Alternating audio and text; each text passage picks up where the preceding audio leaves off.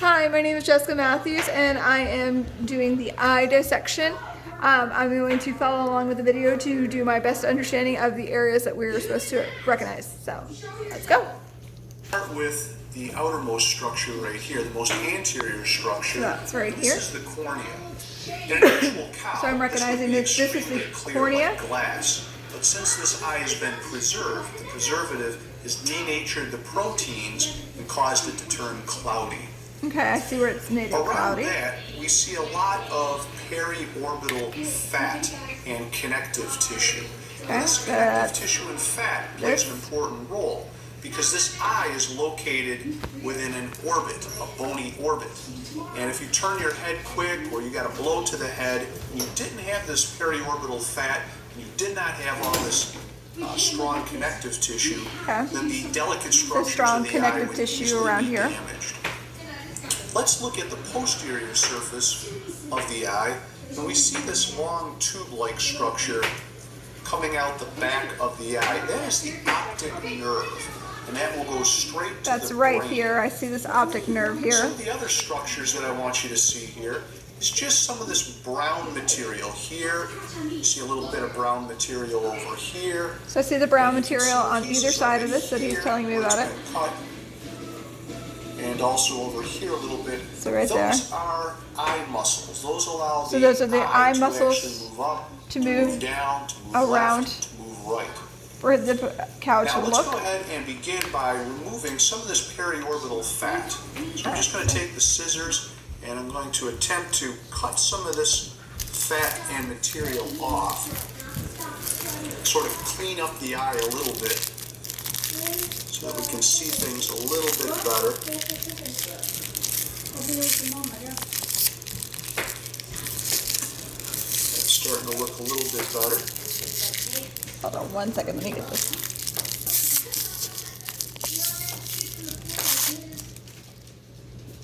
Alright, so he was cutting away. I want to make sure I got this right. Actually move up, to move down, to move left, to move right.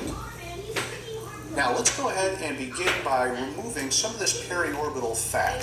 So I'm just going to take the scissors and I'm going to attempt to cut some of this fat and material off. Sort of clean up the eye a little bit so that we can see things a little bit better.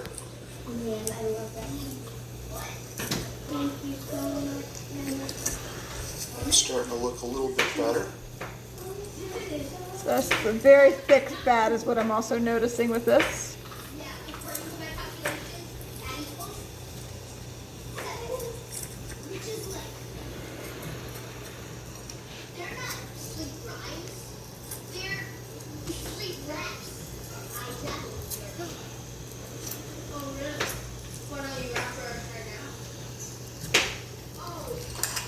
And that looks good there. We'll move some of this material out of the way.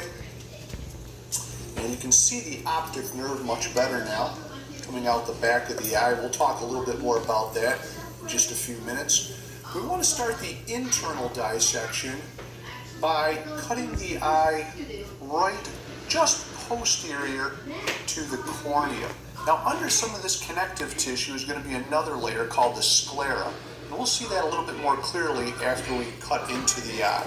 So what I'm going to do here is I'm going to take a scalpel and I'm going to hold it a certain way because I don't want the scalpel to slip. And this sclera that I was talking about, this material is very Right in here, the tough to sclera. cut through. So I'm going to take the scalpel and I'm going to hold it in the palm of my hand like this. Okay. So that the handle cannot move backwards. And I'm going to put my hands around it, just like that. Okay, as I'm And I'm doing. going to take the scalpel. Be careful to have your fingers on either side of the eye. And I'm going to put it just posterior to the cornea. Right around there. And I'm going to gently push straight down. You can see that the eye is, there's liquid inside the eye. And this liquid and jelly substance inside the eye helps maintain the shape of the cornea and maintain the inner shape of the eye. We'll take a look at that. When I cut through here, you're going to see some liquid actually come out. And that liquid is called aqueous humor.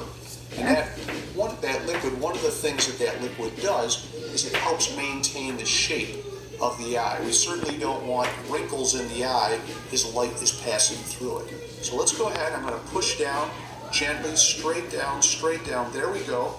And you can see some liquid come out. You can see the liquid begin to come out. And all I'm going to do is roll the eye and gently cut. Gently cut while I'm rolling the eye. Be very careful of your fingers here. If you want, you can use a pair of scissors to also do this. I find it a little bit easier to use a scalpel.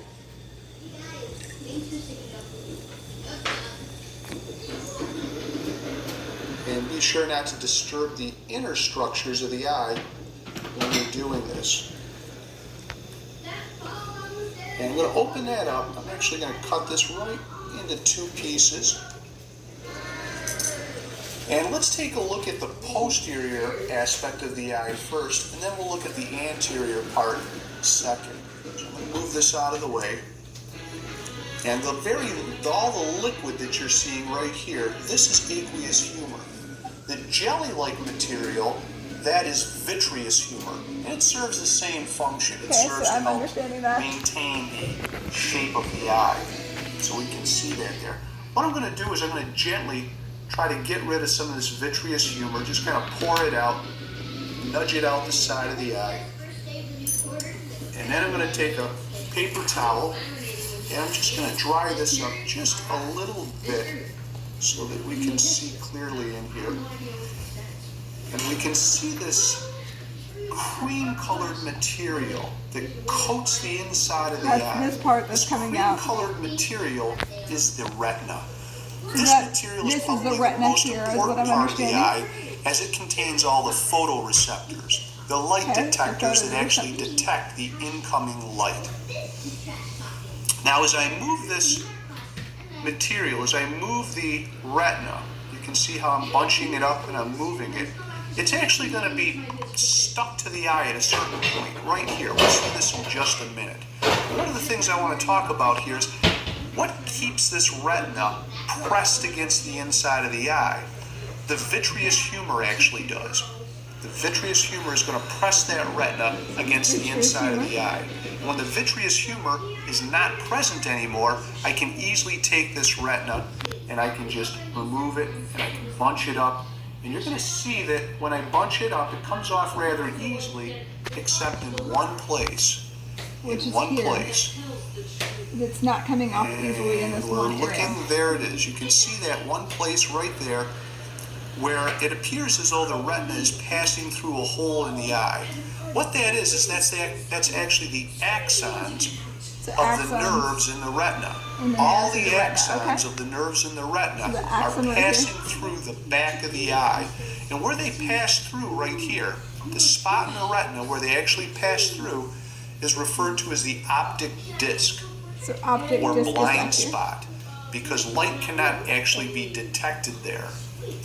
Now all these axons pass through the back, and if we look exactly opposite of that optic disc, that is where the optic nerve, all those Optic axons are nerve. going to make up the optic nerve. So That all is the where they axons exit make up this and go to the optic brain. nerve here.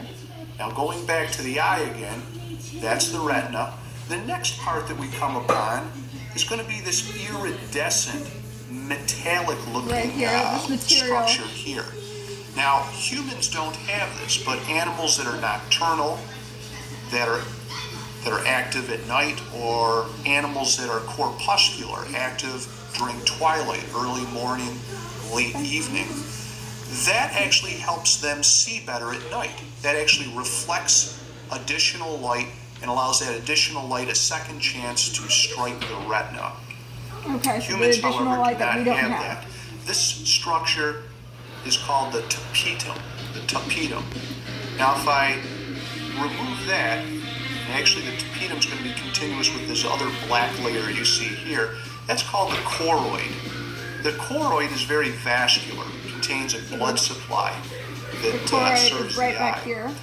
The black color of this choroid also serves to absorb light. So when light comes into the eye, a lot of it is going to strike the retina and get absorbed, but extra light that passes between the nerves of the retina is actually going to strike this choroid and get absorbed, so it's not reflected around the inside of the eye and we don't have blurry vision. Under the choroid is going to be a thick white layer. Now it's stained a little bit black from the choroid, but I'm going to get the forceps in here, and you can see how thick it is. I'm going to peel back a little bit of the connective tissue here. You can see this very thick layer. That thick layer is called the sclera. And you can see as I push in on it, it actually springs back to its original shape. Very, very tough material, and that's why we had to hold the scalpel a certain way when we began to cut the eye. Now let's move on to the anterior part of the eye. And again, I want to remove some of that excess vitreous humor. So I'm going to remove some of that very gently. Don't want to disturb the other structures of the eye. So very gently I'm going to remove some of that vitreous humor. And I'm going to take a paper towel and just very gently dab it a little bit so we can see clearly in there. You can see all that jelly-like material. Now, the first structure we notice is this gumball-shaped structure. This is actually the lens of the eye. This is the lens that's responsible for, it actually changes shape, and it's responsible for focusing the light on the proper place in the back of the eye. Now, again, in a live cow, or you, this lens would be very clear, like glass. Now this one's hard, but in a living organism, this lens would be very soft. You could actually squeeze it like you could a contact. Again, the preservative has denatured the proteins, made them cloudy, and made them very firm and rigid. Now let's take a look at this black structure that surrounds this piece right here, the lens. So you can see all these striations. That is called the ciliary body. And it is actually attached to the lens. Ciliary body and that right here. Ciliary body is going to be responsible for changing the shape of the lens. If we look close or if we look far away, that ciliary body is going to contract accordingly and change the shape. Either flatten the lens out or make it more spherical like it is right now. I'm going to slowly remove the lens, and as I do, we're going to see if we can see where the ciliary muscle is actually attached to the lens. And you can see it almost looks like saran wrap attached to the lens right there. You can see. I can see that on here, right here. The attachment there. Those are suspensory ligaments, and they attach to the ciliary body, and that controls the shape of the lens. I'm going to slowly pull that out, and you can see those suspensory ligaments tearing in two. And I'm going to remove the lens. So I'm going to remove the lens. If we were to cut the lens, it would look essentially the same. Might look layered inside, a little bit like an onion. So I'm going to move that out of the way. And we're going to take a look at some of these additional structures in here. Just going to move some of that out of the way. And medial to the striated substance was the ciliary body. It's going to be a more smoother looking black structure. That smoother looking black structure, and I'm going to take the forceps and I'm going to grab it, is called the iris. That is responsible for allowing more or less light to enter the eye. During the day, you want less light, and at night, you want more light. So that iris is actually going to change shape, and it's going to allow this hole here, called the pupil, right here, to become larger or smaller. That hole in the iris is referred to as the pupil. So that's what makes it smaller or larger? And in humans, it tends to be round. And then if I look through that, I see the cornea. That was the structure that we looked at initially right here. That's the cornea. That's the cornea right there. And those are going to be the structures of the eye.